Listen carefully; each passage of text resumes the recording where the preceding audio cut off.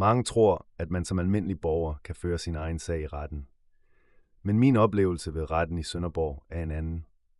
I mine sager ved retten i Sønderborg har retten bestemt, at jeg skulle bruge advokat. Og når retten bestemmer det, er det ikke bare et råd, det er et krav fra retten. Og i min sag stod der også, at jeg ikke kunne klage over den beslutning. I en af mine sager skrev retten direkte, at hvis jeg ikke fik advokat, kunne mine fremtidige indlæg blive behandlet, som om de ikke var sendt ind. Jeg kunne også blive anset som udeblevet fra fremtidige retsmøder. Så mit spørgsmål er, kan man virkelig sige, at man må føre sin egen sag, hvis retten samtidig kan kræve, at man bruger advokat?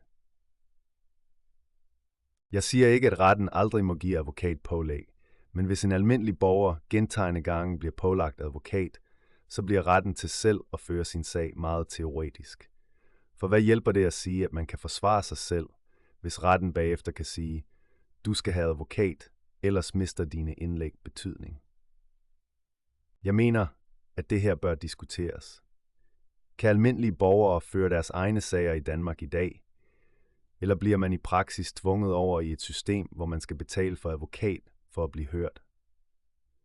Har du oplevet, at retten krævede advokat ved retten i Sønderborg eller andre steder? Så skriv din oplevelse i kommentarfeltet. Lad os få en saglig debat om borgernes adgang til retssystemet.